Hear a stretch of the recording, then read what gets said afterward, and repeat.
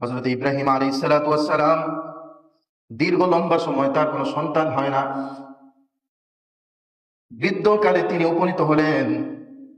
হযরত ইব্রাহিম আলাইহিস সালাতু ওয়াস সালাম আল্লাহর কাছে সব সময় দোয়া করতেন, রব্বি হাবিলি মিনাস সালিহিন।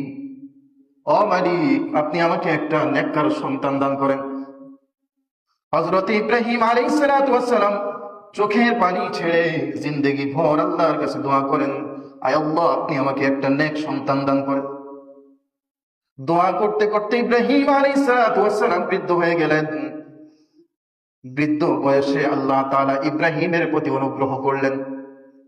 নবী ইব্রাহিম আলাইহিস সালাতু ওয়াস সালামের এই বৃদ্ধ বয়সে আল্লাহ তাআলা তাকে একটা সন্তান দান করলেন। ওই সন্তানের নাম হচ্ছে ইসমাঈল আলাইহিস সালাতু ওয়াস সালাম। সুবহানাল্লাহ। এই সন্তান ধীরে ধীরে বড় হতে লাগলো। আস্তে আস্তে সন্তান বসতে শিখেছে, তারপরে আস্তে আস্তে হাঁটতে শিখেছে। ফালাম্মা বালাগা মাহু সায়া, হাঁটাহাঁটি করতে পারে, সুন্দর কথা বলে।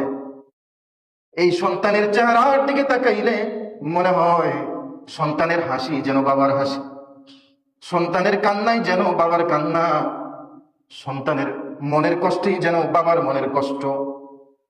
সন্তান এখন মিষ্টি মিষ্টি কথা বলতে শিখেছে, বাবা বলে ডাক দেয়। এই সন্তানের প্রতি ইব্রাহিম আলাইহিস সালাতু ওয়াস সালামের মায়া বেড়ে গেল।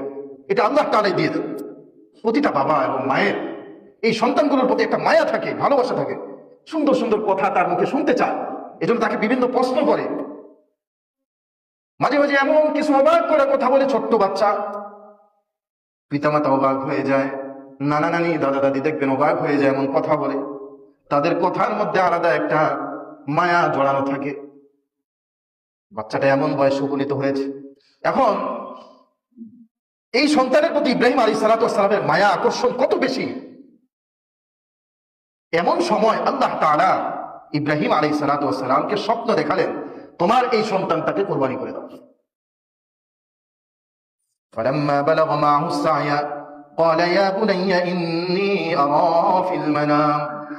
হযরত ইব্রাহিম আলাইহিস সালাতু ওয়াস সালাম সন্তানকে ডেকে বলছেন, ও আমার প্রিয় সন্তান, ইয়া বুনাই, ও সন্তান, আমি একটা স্বপ্ন দেখেছি।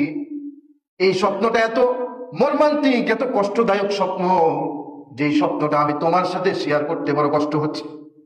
কিন্তু যেহেতু স্বপ্নটা একে একে 3 দিন আমাকে আল্লাহর পক্ষ থেকে দেখানো হয়েছে, রবের আদেশ যেহেতু বারবার আমার প্রতি আসতেছে, কাজে এই স্বপ্ন তোমার সাথে শেয়ার করতেই হবে আমাকে। সন্তান বললেন, বাবা, আপনি কি স্বপ্ন দেখেছেন? এবার বাবা ডাক দিয়ে বলে, ইয়া বুনাই, ও আমার প্রিয় পুত্র, ইন্নী আরা ফিল মানাম, আমি রাতের বেলা স্বপ্ন দেখেছি, আন্নী আযবাহুকা, আমি তোমাকে জবাই করতেছি। আমি তোমাকে জবাই করতেছি, এটা আমি স্বপ্নে দেখেছি। এবং একে একে 3 দিন, ঘটনা লম্বা, আমি সংক্ষেপে বলতেছি। স্বপ্নে আল্লাহ তাআলা দেখাইলেন আমি যেন তোমাকে কুরবানি করি, তোমাকে জবাই করি, এটা আমি স্বপ্নে দেখলাম। ফানজুর মাযা তারা, ও সন্তান, যেহেতু আল্লাহ তাআলা আমাকে এই স্বপ্ন দেখিয়েছেন, এখন এই স্বপ্নের ব্যাপারে তোমার মন্তব্য কি, তুমি একটু বলো। চিন্তা করেন, বাবার বৃদ্ধ বয়সে একটা সন্তান পেয়েছে, সারা জীবন দোয়া করতে করতে আল্লাহ শেষ বয়সে এসে একটা সন্তান দিলেন। এই সন্তানের প্রতি এত মায়া, অথচ সেই সন্তানকে জবাই করার স্বপ্ন দেখছেন আল্লাহর পক্ষ থেকেই। এখন নবী আল্লাহর আদেশ না মানলে তো নবুয়তি থাকবে না।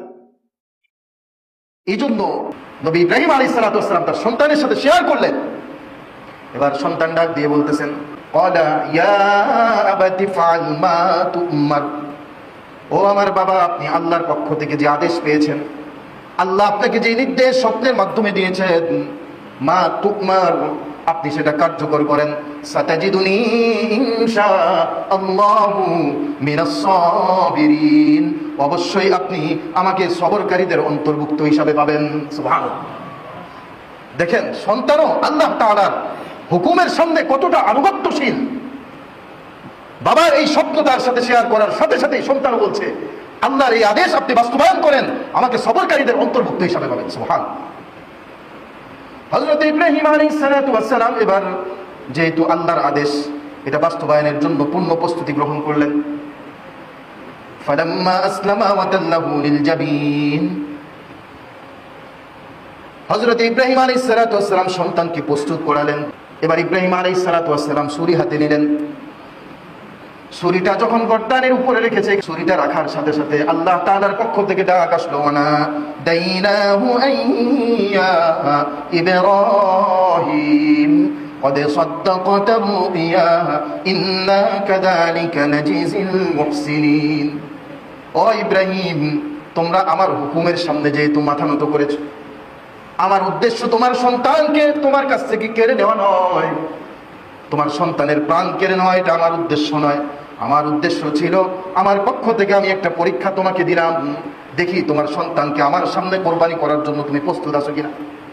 আমার হুকুম বড় মনে করো না তোমার সন্তানটাকে বড় মনে করো, এই পরীক্ষাটা করার জন্য আমি তোমার সন্তানকে কোরবানি করতে বলেছি। যেহেতু তুমিও রাজি, তোমার সন্তানও রাজি, দুইজনে আমার হুকুমের গোলামির সামনে, আমার হুকুমের সামনে যেহেতু মাথা নত করেছো ইব্রাহিম, আমি আর তোমার সন্তান নিব না। জান্নাত থেকে একটা পশু এনে আল্লাহ তাআলা ছুরির নিচে দিলেন, সাথে সাথেই সেখানে কোরবানি হয়ে গেল। সুবহানাল্লাহ।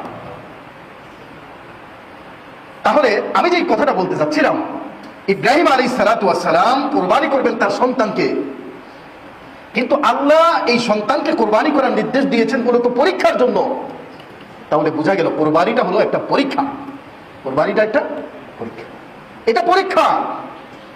এটা শুধু নিছক পশু জবাই করার নাম নয়, যে আমি একটা পশু বাজার থেকে কিনে এনে বা বাড়ি থেকে একটা পশু ধরে সুন্দর করে জবাই করে দিলাম, বাস আমার কোরবানি হয়ে গেল, বিষয়টা এমন নয়।